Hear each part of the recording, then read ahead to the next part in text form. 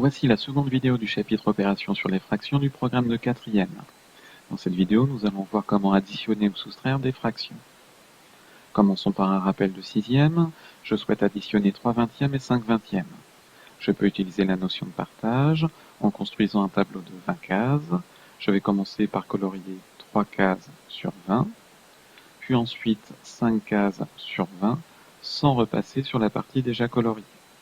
Donc au total, j'ai colorié 8 cases sur 20, j'obtiens donc 8 vingtièmes, j'obtiens 2 cinquièmes après simplification.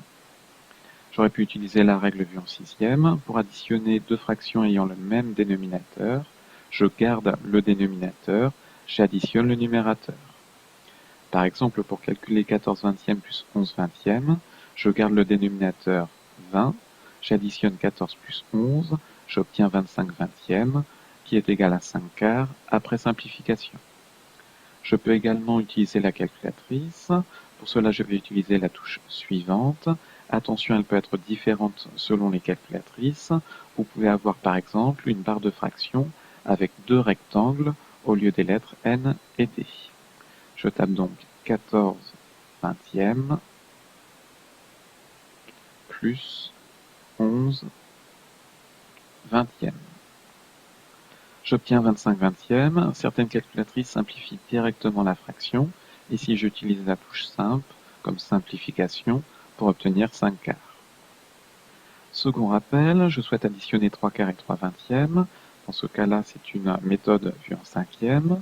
La notion de partage fonctionne également. Je peux construire un tableau constitué de 20 cases et de 4 lignes. Donc pour colorier 3 quarts de mon rectangle, je vais colorier 3 lignes sur 4.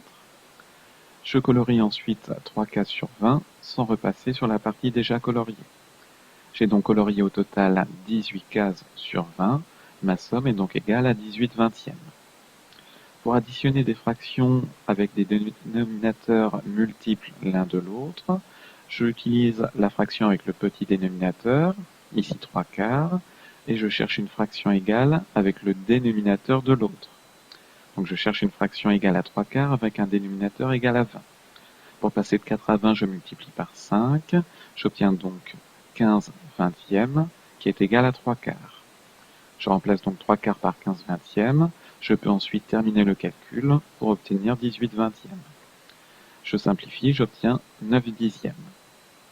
Pour calculer 1 tiers moins 5 21e, je vais prendre 1 tiers. Je cherche une fraction égale à 1 tiers avec un dénominateur égal à 21. Pour passer de 3 à 21, je multiplie par 7. Je multiplie par 7 également le numérateur. Du coup, 7 21e et 1 tiers sont deux fractions égales. Je remplace 1 tiers par 7 21e. Je termine mon calcul pour obtenir 2 21e. Je peux vérifier à la calculatrice en tapant 1 tiers moins 5 21e. J'obtiens 2 21e. Voyons maintenant les additions de 4e, 3 cinquièmes plus 1 tiers. La notion de partage fonctionne toujours. Je peux construire un tableau constitué de 3 lignes et de 5 colonnes. Je commence par colorier 3 colonnes sur 5. Je colorie ensuite une ligne sur 3. Attention, je ne dois pas repasser sur une partie déjà coloriée.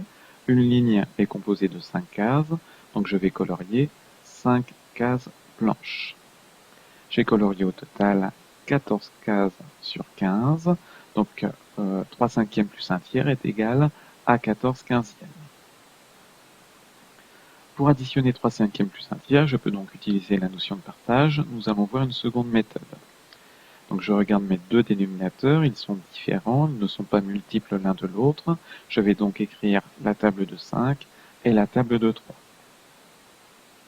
Je vais chercher dans mes deux tables mon dénominateur commun, quel multiple de 3 et de 5 est identique dans les deux listes. La réponse est 15, 3 fois 5 est égal à 15, 5 fois 3 l'est aussi. Je vais alors chercher une fraction égale à 3 cinquièmes ayant pour dénominateur 15. De même, je vais chercher une fraction égale à 1 tiers avec un dénominateur égal à 15. Donc 3 cinquièmes avec un dénominateur égal à 15, je multiplie en haut et en bas par 3. J'obtiens 9 quinzièmes. Pour un tiers, je multiplie en haut et en bas par 5, j'obtiens 5 quinzièmes. Je remplace, j'obtiens 9 quinzièmes plus 5 quinzièmes, qui est donc égal à 14 quinzièmes. Pour calculer 3 quarts plus 5 sixièmes, je vais utiliser la même méthode. Les dénominateurs sont différents, ils ne sont pas multiples l'un de l'autre. J'écris la table de 4 et la table de 6. Mon dénominateur commun est 12. Je vais donc remplacer 3 quarts par une fraction égale avec un dénominateur égal à 12. De même pour 5 sixièmes avec un dénominateur égal à 12. J'obtiens 9 douzièmes plus 10 douzièmes qui est égal à 19 douzièmes. Je peux vérifier à la calculatrice, je tape 3 quarts plus 5 sixièmes, j'obtiens 19 douzièmes. Terminons cette vidéo par la résolution d'un problème. Lors d'un sondage, 5 neuvièmes des personnes interrogées ont dit préférer les glaces à la fraise, 1 sixième ont dit préférer les glaces au chocolat, et le reste ont dit préférer les glaces à la vanille. Je vais effectuer la résolution de ce problème en 2 étapes. Je vais commencer par calculer la proportion des personnes qui préfèrent les glaces à la fraise ou au chocolat. Je vais donc additionner 5 neuvièmes plus 1 sixième. Vous allez pouvoir mettre la vidéo sur pause pour effectuer l'addition. Donc ici c'est une addition de quatrième, 5 neuvièmes plus 1 sixième. Il faut écrire la table de 9, la table de 6 pour trouver le dénominateur commun qui est 18. J'obtiens donc 13 dix-huitièmes. La proportion des personnes préférant la fraise ou le chocolat est 13 dix-huitièmes. Je cherche ensuite la proportion restante, la proportion des personnes qui préfèrent les glaces à la vanille. Je vais donc effectuer le calcul suivant. 1 moins 13 dix-huitièmes. 1 représente l'ensemble des personnes interrogées. J'aurais pu écrire 18 dix-huitièmes. 18 dix-huitièmes moins 13 dix-huitièmes est égal à 5 dix-huitièmes. Conclusion, la proportion des personnes préférant la glace à la vanille est 5 dix-huitièmes.